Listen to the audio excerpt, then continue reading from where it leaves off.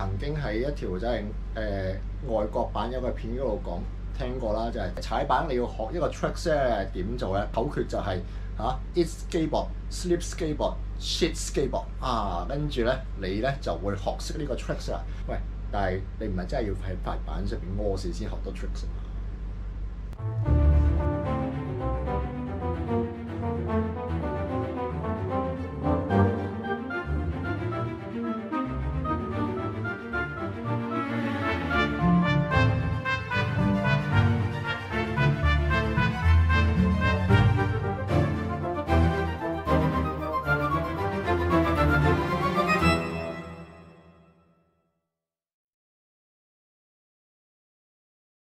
各位朋友，大家好，我係你嘅撞板中年麥斯嚟噶嘛咧，一身新嘅打扮就係 for 呢個撞板中世紀嘅系列嘅，即係你要喺塊板上面屙屎先學到 tricks 咧，咁呢個當然係一個誇張咧，咁但係咧佢又唔係完全冇呢個根據喎。咁我哋今日嘅題目就學習啦，咁即係講人係點樣去學一樣新嘅嘢嘅，咁所有本能以外嘅嘢咧，我哋都係後天學翻嚟嘅。咁如果我哋講呢個人類學習嘅機制咧，咁其實咧就有排講10個鐘頭都講唔晒。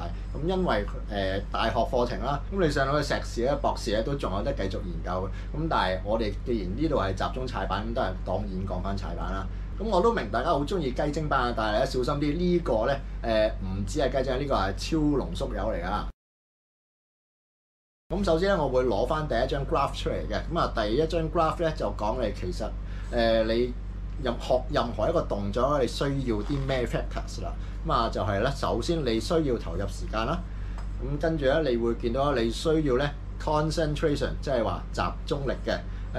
對於中年嘅板友嚟講咧，其實生活上咧有好多 distraction 嘅，即係今日個股價升咗或者今日股價跌咗我星期五要交份 report 俾老細又或者屋企個細路病咗唔知佢病成點。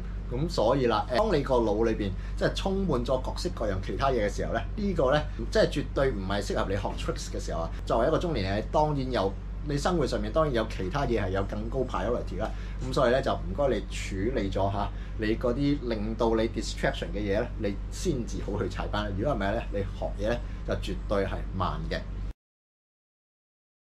我哋再翻去嗰個 graph 度啦。你投入嘅咧係需要時間嘅，成日都抽唔到時間出嚟嘅，即係就好似我之前所講，即係你冇得浸板嘅話咧，基本上咧你學咗咧都等於白學啦。咁點解啊？因為咧人除咗學嘢之外咧，都仲會忘記嘢嘅，就係真係冇記性啦。就係因為咧你所有後天學嘅嘢咧，全部你都係要經過不停咁樣練習咧，先至可以我哋叫入到腦啦嚇。咁你睇翻我又懟另一張 graph 出嚟啊，就係有人好耐之前做咗一個即係遺忘嘅 graph 啦。咁你學咗一樣新技能之後，咁大概1日之後咧，你剩低嘅咧就基本上係得翻4成咧。記住係24小時喎，24小時得翻4成。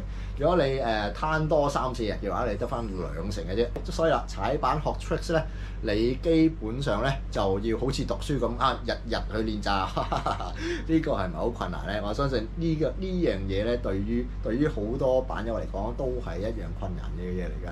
咁所以即係點解冇時間咧，就唔好立亂開頭啦。我齋講咧就其實就比較冇趣，咁所以咧我就建議大家去睇一條好重要嘅 reference， 因為佢展現晒裏邊我哋學 tricks 嘅所有元素。咁呢個板友咧46歲可能好多人都睇過啦，就係呢個46歲大叔5個月裏邊嘅滑板進度，你會見到佢咧5個月裏邊學識咗 Ollie， 好犀利！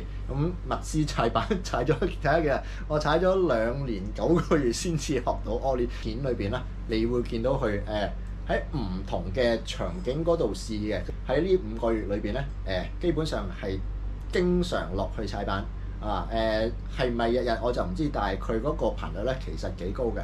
有一個期間咧，佢可以喺佢工作嘅地方踩板喎，即係嗰個應該係佢 office 啦。佢整咗2個 quarter pipe 喺上邊自己所以自己喺度 pump 嚟 pump 去。哇！咁呢個咧絕對係一個 advantage 嘅。咁因為我哋平時翻工啊，8個鐘頭、10個鐘頭閒閒地嘅每日啊，即係點解學生嘅板友學 tricks 會學得比較快？我哋放學之後咧就可以去踩板啦，即係一個星期可能踩5-6日咧，絕對唔出奇嘅。咁但係啦，我哋呢啲翻工嘅中年人士，咁你翻工嘅位置係冇得踩板嘅，咁包括我都冇啦，因為佢每日都有得溫習啦，所以佢遺忘嘅 percentage 咧就會好低嘅，踩板技術嘅 base 咧就會慢慢咁樣提高啦。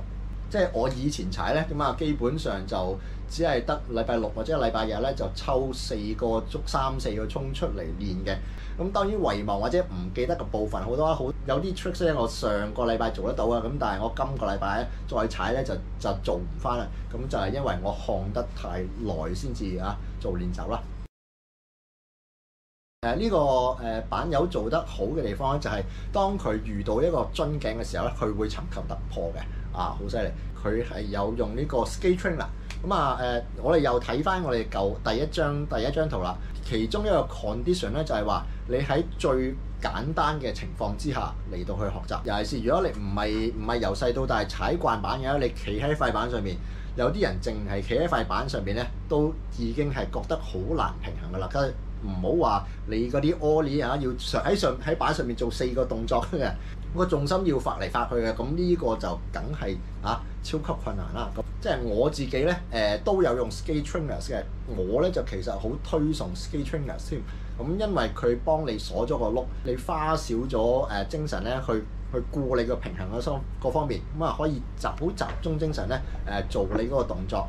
咁到你做熟咗嗰個動作啦，咁你之後咧先至掹翻個 skate trainer，夾翻其他因素咧去做呢個 tricks。咁所以啦，如果你相信啲咩 progressive learning 即係將一個動作拆開4份逐份咁樣練嘅話咧，即係 skate trainer 又好 progressive training 又好，咁咧兩樣咧對於我哋啲中年板友學 tricks 咧係絕對有用嘅。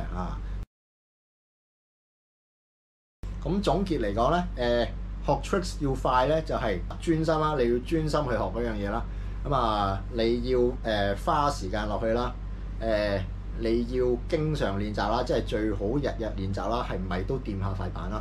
其實就唔係咁簡單，仲有其他 factors 嘅。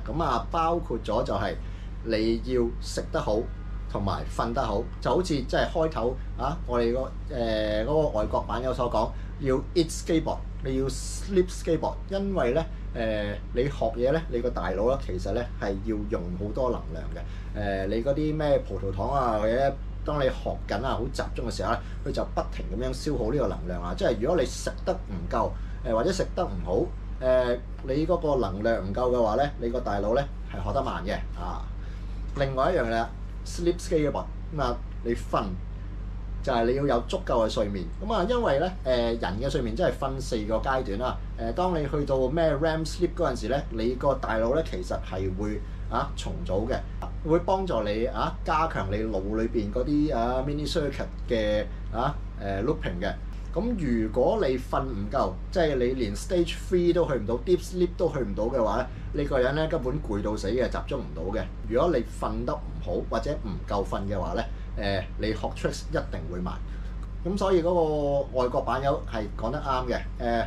eat skateboard, sleep skateboard。shit skateboard 我下一集會再講。咁其實咧佢係講另一樣嘢嘅。咁當然唔係喺塊板上面屙屎啦。咁如果你所有嘅因素都做齊都足夠嘅話咧，咁你學呢個 tricks 咧就絕對係你100% 功率嘅速度啦，就唔係好似我咁hea下爛下嘥晒啲時間啦。即係時間所限，今集講住咁多先。我哋下一集咧都係會繼續講啲好深好大學嘅課程嘅。Yes. Bye.